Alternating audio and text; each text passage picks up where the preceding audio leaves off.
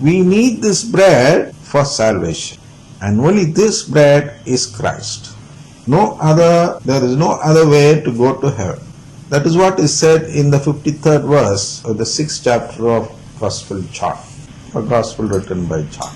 So, everyone who believes that Jesus is the Christ, the Eucharist is the Christ, has been born of God. See, you are born of God only when you believe in it. Only when you believe that the Eucharistic Lord is the Christ can anyone be born of God. That is why Jesus says like that in the 53rd verse of the 6th chapter, John's Gospel. Jesus says like that. And everyone who loves the parent loves the child. Only we come to divine filiation. The love for the child. We saw in the 4th chapter, 21st verse, the commandment which we have from him is this: those who love God must love their brothers and sisters also. So, the love for a brothers and sister means what? It comes here. Everyone who loves the parent loves the child. You cannot love the child without loving the parent. That is why we keep saying that these Pentecostal people who belong to other faiths other than the Eucharistic faith, are people who don't even love their brothers and sisters. This is what we said yesterday. I said without quotation, so I want to give that quotation now. I want to substantiate it now.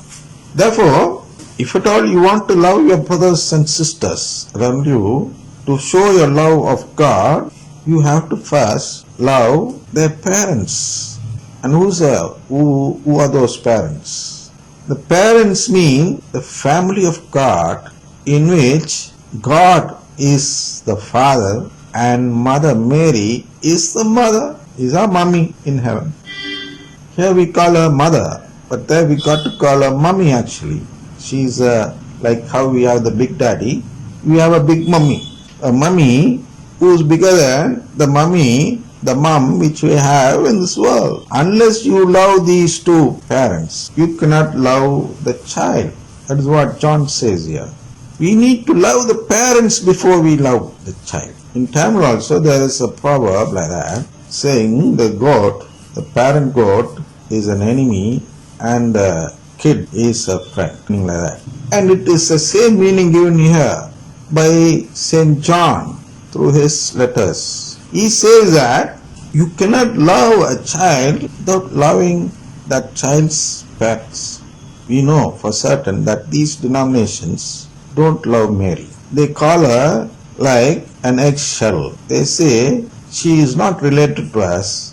She is only like an eggshell which helps the chick to come out but does not have any relationship with the chick. They give this meaning coming to each one of the Catholics' house, and they keep telling this thing again and again. Even if we say we don't accept it, they'll keep telling you, they'll pester you and make you accept it, and many are misled like that and they leave the Catholic Church. So, to them, John says this: you cannot love a child without loving his parent. And these brothers and sisters, the parent for them, for the children of God, are God the Father or the Trinity and the Mother. By this we know, the second verse goes like this: by this we know that we love the children of God. By this we know that we love the children of God when we love God and obey His commandments.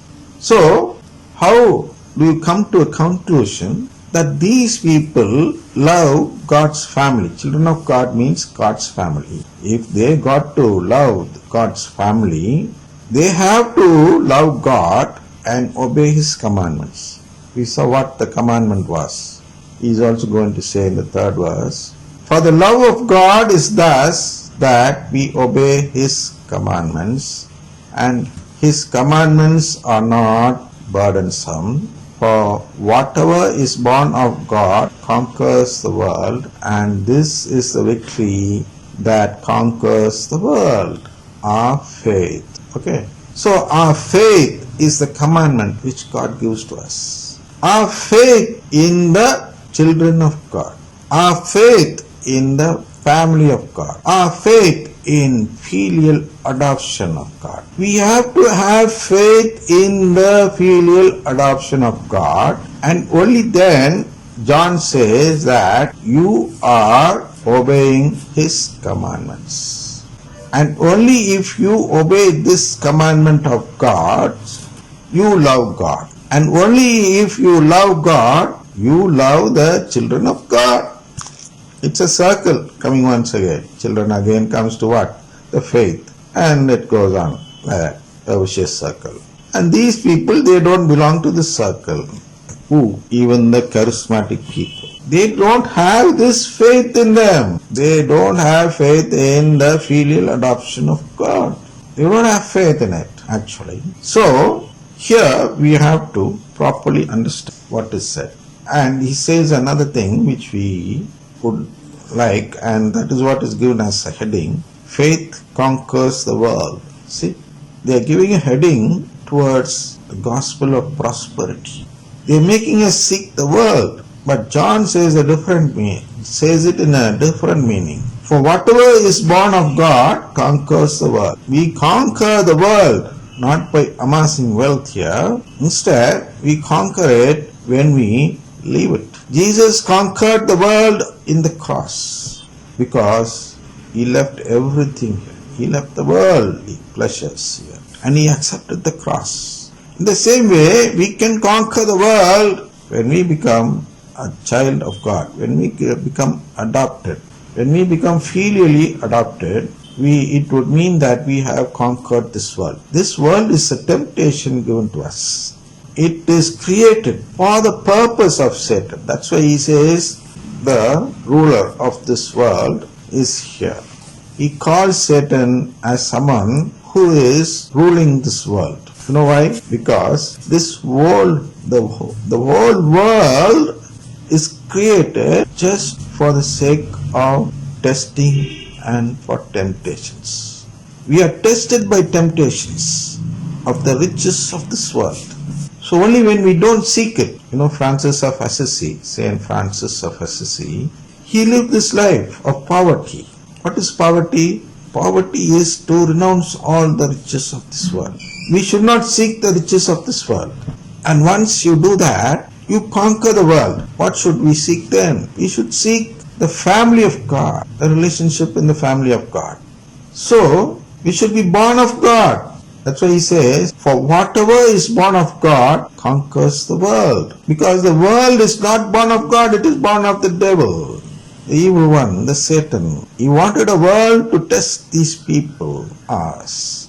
And then, only after being tested here and proven that we love God and His family, the children of God, only then he says that we become eligible to be adopted filially by God. For this purpose only God created the world. World is nothing, it's a small thing to God. It's not a big one. This is a material world. In a fraction of a second He can change it into a spiritual world and destroy this whole material world in a second. So we should not seek the wealth in this world. Instead, the real wealth which will survive even in the spiritual world should be sought. And this wealth is the relationship with God, the divine filiation. So, from here, where did we leave? The people of God. What does catechism mean? It says that the catechism is meant for enlivening, to give life. Enlivening means many have lost their faith in something. Actually, the faith of the people of God, the faith of the children of God. Many means mainly these charismatic people. They don't believe that we are all children of God. They don't believe in divine filiation. They don't believe in filial adoption by God. How do you come to that conclusion? Because they believe that people who do not have faith in this divine filiation are blessed with the gifts of the Holy Spirit. If you believe like that, it means that you have lost faith in this divine filiation and have embraced some other faith which does not believe in divine filiation, and therefore your faith in it is dead. So we'll come to a quotation given by Saint Pope John Paul II himself. He gives it. I will read it out to you afterwards. Now we saw what is catechism. This catechism will thus contain both the new and the old, because the faith is always the same, yet the source of ever new light. So the faith does not change. They give a quotation, reference to Matthew 13 chapter, 52nd verse, which speaks about the new and the old wine. So in that you will find a word saying that the old is more precious than the new. Therefore they say the faith always does not change. Jesus did not come here to change the faith. And so the Second Vatican Council also, though it speaks about ecumenical movement, says that the faith of the Catholic Church has not been changed at all, but it is being seen in a new light, in a new way it is being seen. Which is being seen? The Eucharist is being seen. The family of God, the children of God, all these are seen in a new form. In that new form only we find out that this is inevitable. The faith in the family of God is inevitable. So what is it what are those that are in the old form? For this they say that to respond to this twofold demand, the Catechism of the Catholic Church on the one hand repeats the old traditional order already followed by the Catechism of St. Pius V, arranging the material in 4 parts: the creed, the sacred literature. Then the sacred literature, what does it do?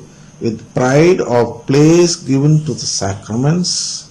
Then third, the Christian way of life, explained beginning with the 10 commandments, and finally Christian prayer. At the same time, however, the contents are often presented in a new way in order to respond to the questions of our age. See, it is given in a new way to respond to the questions of our age.